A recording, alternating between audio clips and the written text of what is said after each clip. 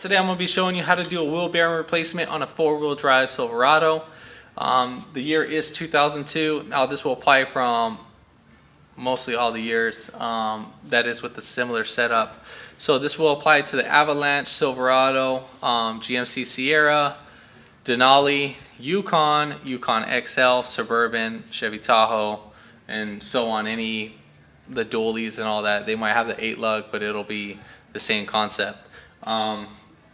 I already have a video on how to check the wheel bearing, see if it's bad or not. This one's pretty shot. We got our play, so you can see that. Movement right there. So yeah, we're gonna go ahead and start this video after the intro. But if you haven't already, give it a thumbs up, comment down below if you have any questions, and hit that subscribe button for more upcoming videos in the future.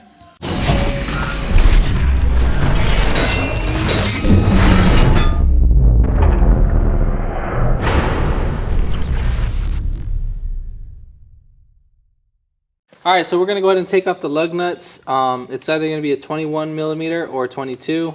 These are aftermarket, so these are 21s.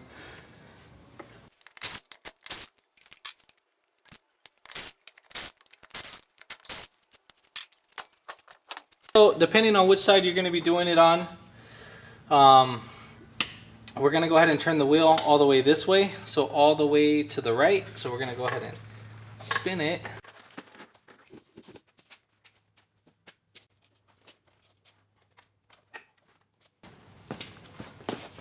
Now this will give us a little room. You might not need to, but I'm doing it for just working purposes. Now we're going to go ahead and take off this caliper. We're just going to be taking off just the bracket. And for the caliper bracket, it's going to be 18 millimeter. So you're going to have one bolt right here. So we're going to take off this bolt right here, and then we're going to take off this other 18 millimeter bolt. So there's going to be 2 in total. And then when you're taking that off, make sure you have a little S hanger so we can hold up the caliper.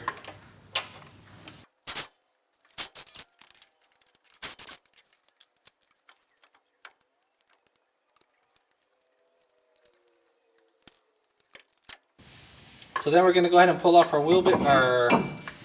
our rotor. Then we're going to go ahead and take off this 36 millimeter CV axle nut. And there will be a little washer right here. You just literally pull this guy right back. And just like that. And then for the axle, make sure you have a hammer. And we're just gonna tap it.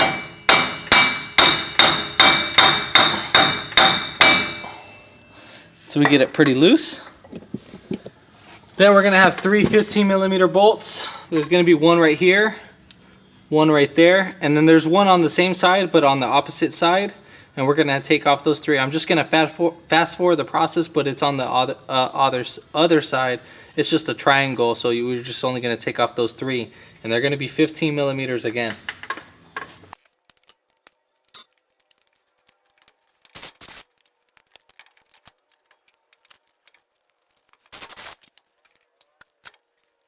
And now we're gonna go ahead and turn the wheel all the way to the left. And then that's that other bolt right there. Normally, well, the next thing we're going to be doing, we're going to take off our ABS sensor. Now, normally there will be something for this guy to be clipped on. That's missing. So yeah, that's gone.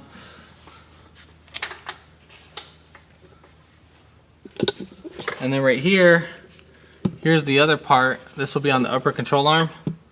We'll go ahead and spin this right here. And then we'll pull that right out. Your new wheel bearing should come with new clips. And then there should be one more right there. So we'll do the same thing as we did for the other one. And then we'll lift that right up. Sorry, I don't know if I showed that or not. And then, depending on. And so right here, above the strut tower, so right here, this little wire right here, you're just gonna pull this tab back. just like that, so you can see. So you just lift right up there and then pull right back and it should slide out. Then you're just gonna go ahead and grab the connector and just rip it up. So just pull towards you, just like that. There's gonna be a little clip that's pressed in. The new sensor or the new wheel bearing comes with the new one of these. Actually, this will actually slide right back in. It's not broken because it slid out of the old one. So we can reuse this. But if you didn't want to reuse it, you would just cut it right off. Now we're gonna go ahead and pull this out. Grab your hammer.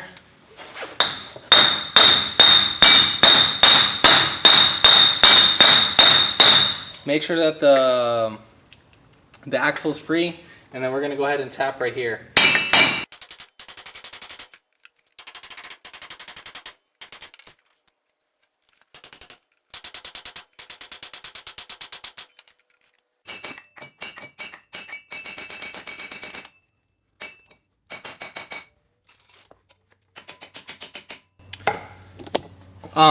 I forgot to mention, once you kind of get this spread out, make sure you go between the bearing and the plate, not the plate and the bearing. So make sure that the plate is on that side. And then we're gonna go ahead and just tap this right out all along the way.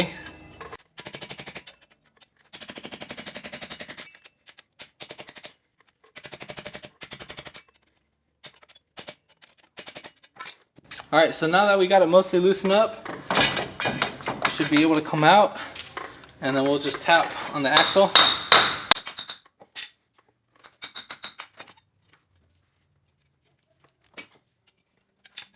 When getting your wheel bearing, make sure that it says 4-wheel drive. I don't know how many times that I got this and they were different. So again, make sure it's a 4-wheel drive application. The 4x4 does not work for the 2-wheel drive.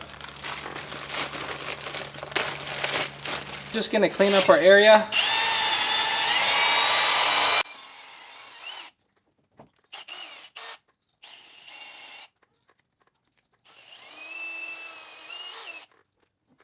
Now that we got our area cleaned up, we're gonna do the same thing for the teeth.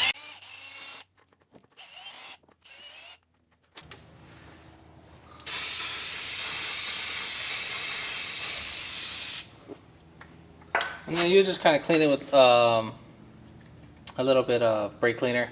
Now we're going to go ahead and lubricate our area. We're going to lubricate this whole surface with wheel bearing grease or any type of grease. So we'll just go ahead and do that. Now what this will basically do, this will help out the wheel bearing from getting stuck in there like how the other one did. So make sure you get this outer lip right here.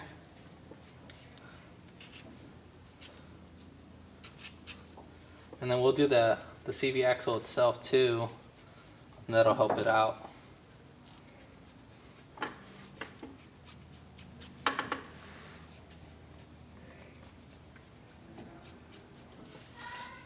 So now we're ready for the install. Here's our new wheel bearing. So we'll go ahead and unwrap this sucker. So as we're doing that, make sure we get our plate. Now the plate is going to go in one way. There is two sides. So the plate right here, see how it has this little indentation right there? That's going to go towards the car. Now this little flat surface area, that's going to go towards us. So again, the one with the little top hat right here, that's going to go towards us. Now make sure when you're getting this guy, make sure that you put your sensor wire inside there. So if not, you're gonna have to take it all off again. Alright, so now we got everything all lined up. That's how it should look. Just like that. See where the wheel speed sensor is. And then make sure that you grab the sensor and then you just put it on the upper control arm. I don't know if you can see that. So I have it hanging right up here. So here's the sensor wire. So we have it hanging right up there. Alright, now we're ready to slide in our wheel bearing. Now, once we got that going, we'll get our wire. Move it over. Make sure a wire is not being pinched.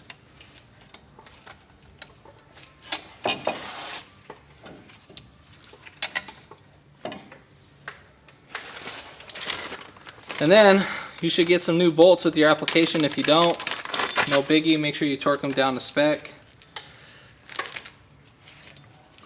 So I'm gonna go ahead and put in our top, we're gonna go ahead and thread these in all by hand.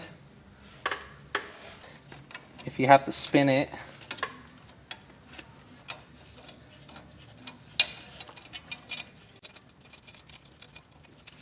And then once it catches thread, pull back, and you know you're aligned with one of them. Now we're gonna go ahead and do the rest of those.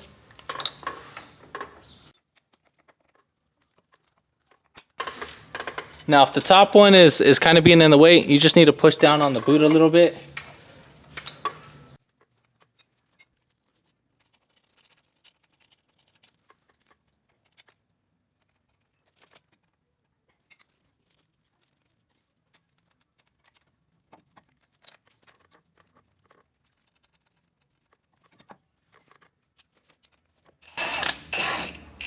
Alright, so before you tighten it down, make sure your cable's not in the way, and make sure you get them all, at least 2 of them snugged in.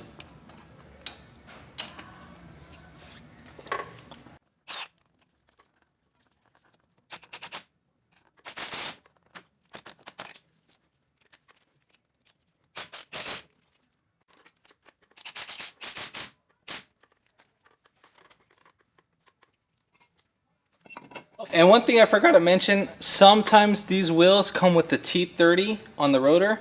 So this one didn't have any. So normally they would come with the T30. Again, that one doesn't have that. So there would be like a little bolt right here keeping that. So it would be like one of these little star bolts. If I can get it to focus. So I don't know if you can see that. Take out the flash. So you see right there, little star bit. Again, that's a T30.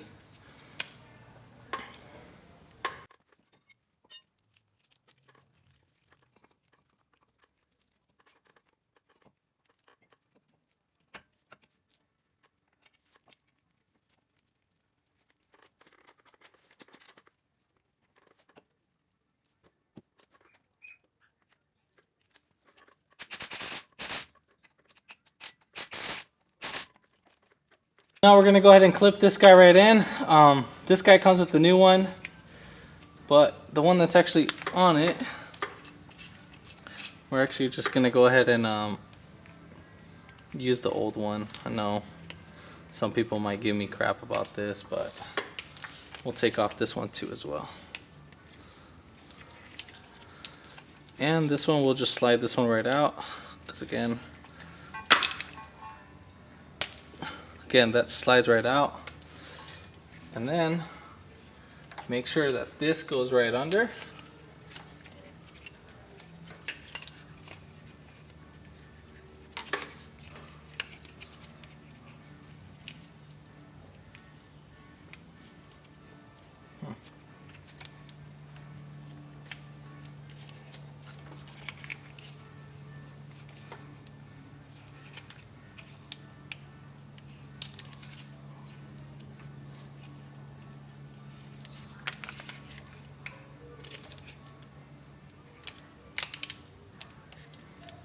Now if it's on there a certain way and you can't fit this, you can pull this little rubber piece back.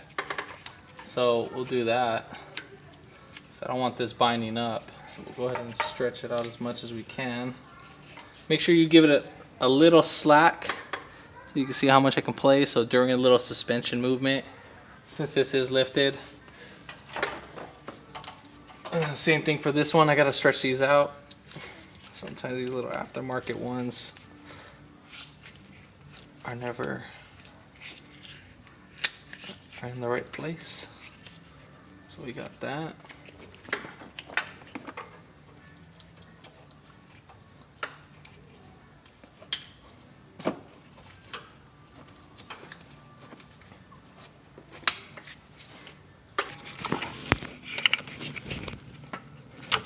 Alright, so for this guy,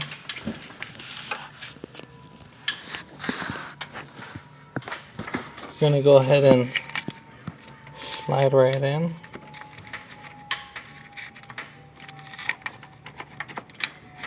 Alright, so that's clipped in right there. I don't know if you can see that.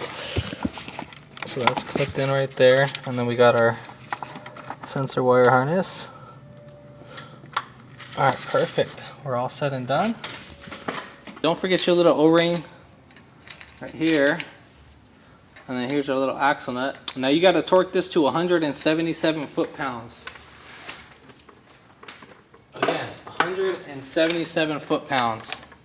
I'm going to hit it with an impact gun a little bit, and then I'm going to go ahead and torque it.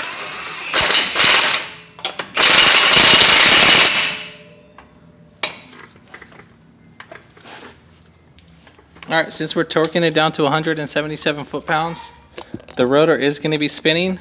So what you're going to do between the rotor is that we're going to put a flathead screwdriver or whatever on right here inside the rotor so we can lock it down.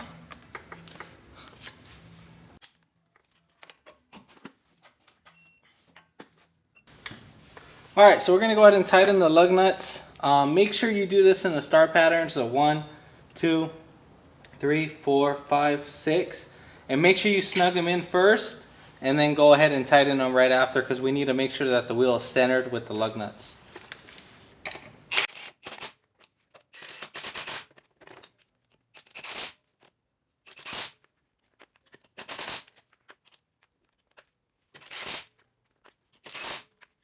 There you have it. If this video helped you out, before we end the video, you might have some ABS lights on. Don't worry about that. You're gonna have to drive the car, get it to about like 25 miles an hour, and it should go away. It should clear right up without you braking, so it'll recognize the wheel speed and it'll correct itself. But again, if this video helped you out, comment down below if you have any questions. Hit that subscribe button for more upcoming videos in the future, and thanks for watching.